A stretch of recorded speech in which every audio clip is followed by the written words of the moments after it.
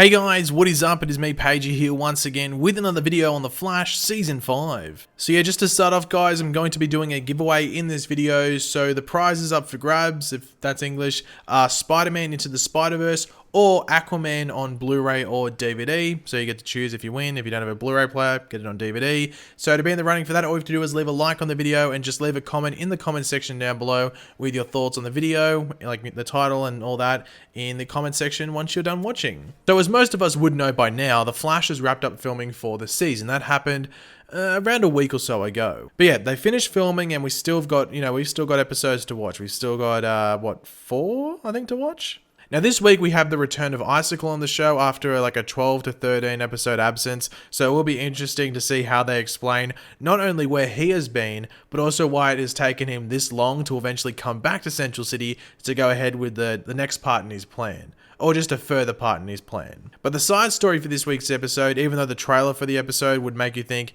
it is like the main storyline for the episode, is that we will see Iris, go into the future and attempt to like reconnect to Nora following the actions of Barry at the end of the Godspeed episode, in which we saw him basically just be completely done with Nora's antics and just drop her home in 2049, telling her not to come back. And this sees Nora confide in Eobard Thawne, or the Reverse Flash, as he is really the only person she can trust after learning that not just her mother Iris, but everyone she knows that she thought she could trust knew about her implant, like that dampening chip, and the secret that was being kept from her. So the next few weeks of the show leading up to the finale for this season are going to be very interesting, especially in the case of Nora and what path she goes down, but mainly the decisions that she does make.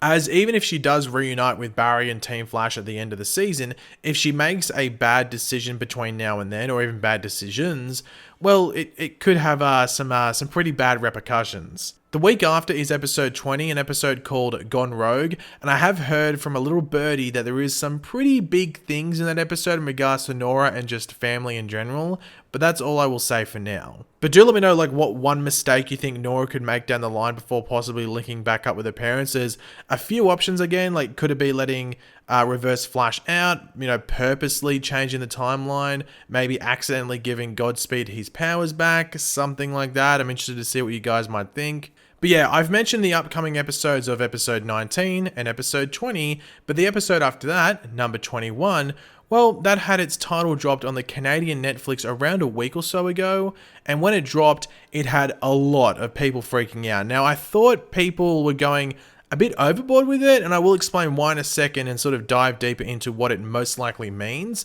Not saying I'm right, but I'm just going to be a realist in regards to all of this, so just putting that out there. But yeah, episode 21 will be called The Girl with the Red Lightning, which when you look at it on face value makes you go like, oh damn, are we getting another evil speedster? This time it's a female because red lightning means negative speed force. Or will we see Nora adopt the negative speed force herself or something along those lines? So I can understand, people thinking that, as we have just seen Nora being ditched in the future by her father and basically being given like the worst possible like final memory of her father, regardless of his actions he has performed as the hero of Central City, the Flash. Like the Reverse Flash is really the only person she can trust and confide in. And then we have the promo for episode 19, which basically shows Nora sort of losing it at her mother whilst in the company of Eobard Thawne as well. So it wouldn't be seen as like an extreme stretch or reach or anything like that to believe that Nora could head down a path where she does take a turn for the worst and, maybe in some way adopt the negative speed force and in turn get that red lightning that is in the episode title. The other option around this that people have been bringing up, as I referenced earlier, is that there is a new female speedster that is evil, with red lightning. But really, that would be way too late to bring into the show, and we've had like no setup at all in regards to that, unless they bring in this twist, which some people thought would happen earlier on, and there is like a random twin of Nora or something like that, and this one's evil, negative speed force, Nora twin or something like that. But yeah, I really can't see that happening at all. And I'm pretty sure most of you don't see that happening either, but what the episode of the title is referring to most likely, and it seems more likely once you describe the plot, is the novel called The Girl with the Red Balloon, which is a book that only came out like 2 or so years ago roughly. And it is a story based around time travel and the Berlin Wall in Germany in like the late 80s. But it will give you the rundown of the book and why they are using a play on its title for the title of the episode. So The Girl with the Red Balloon is a thought-provoking look at modern German history through a lens of magic and time travel. A girl named Ellie's class trip to Germany is supposed to be a fun spring break adventure. So when visiting the Berlin Wall, she sees a red balloon unattended and decides to get a photograph with it. Her grandfather, a Holocaust survivor, often talks of the girl with a red balloon who saved his life. As soon as Ellie touches the balloon, she finds herself in 1988 in East Berlin. She is rescued by Kai, a young Romani man who works for a secret organization that smuggles people over the wall through the use of magic red balloons. Ellie, Kai, and Kai's partner Mitzi soon discover that someone is using forbidden magic to attempt time travel and people are dying as a result. This must be stopped, even if it means that Ellie can never return home. So yeah, once you hear that, you can sort of understand the meaning of the title, and the reason that I think they are using that title is due to the thing we have at the end of that rundown, which is they soon discover that someone is using forbidden magic to attempt time travel and people are dying as a result. This must be stopped, even if it means that Ellie can never return home. And I have a feeling this is going to be a revelation and maybe a shock to maybe just Nora at some point in this episode, where she comes to the realization, or is maybe told by Thorn or someone like that, that in order to take down the threat in present day, it may result in her not being able to go home, or just the end of her existence in general. Like she might, dust away.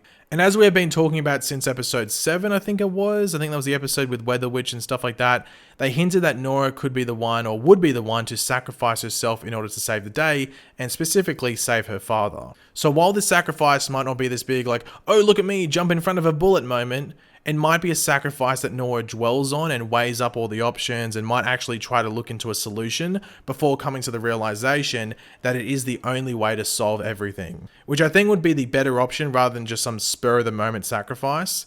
The sacrifice in which we see Nora grow and take the responsibility of the action would be great. And I think everyone would love the character a bit more for that, especially seeing that she has been a bit of a, an up and down character for most people this season. Obviously, the other option is that Nora just, stays. That is another option. I mean, instead of sacrificing herself, there could be some explanation that, whatever happens at the end of this season or towards the end of it negates the possibility of her being able to go back to her time in 2049, but she would still be able to exist in present day with no, ramifications, or no, instant ramifications at least.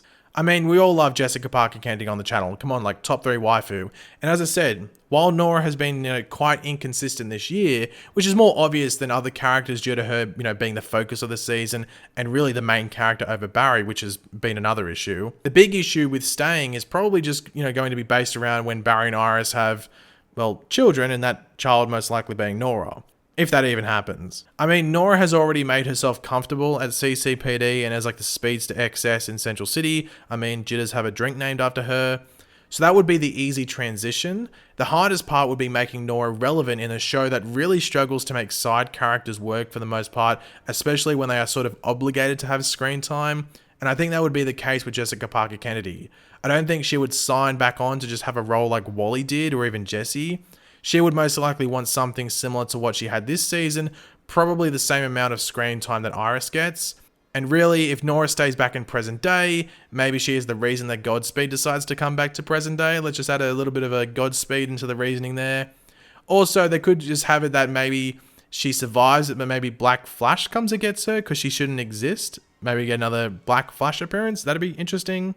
But we have gone over the reasoning and theories behind the title for episode 21, so we should also go over the official promo material in the form of the synopsis or description for the episode, which came out in the past day or so. Team Flash is on high alert after Cicada 2 threatens to unleash a dangerous virus that would put all metahumans at risk.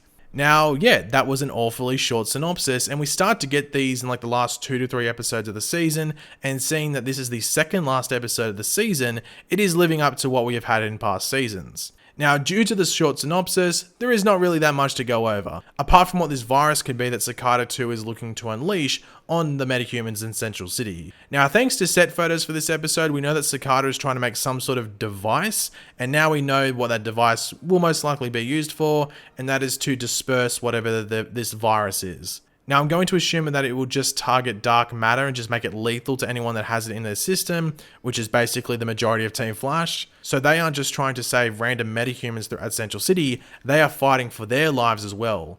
It is important to note that the title of the episode, The Girl with the Red Lightning, could also be referring to Cicada too. Maybe if she unleashes this virus, there is no hope of her returning to her time because, well, she is infected with dark matter as well, and this is most likely what her virus will be targeting and attacking. So, yeah.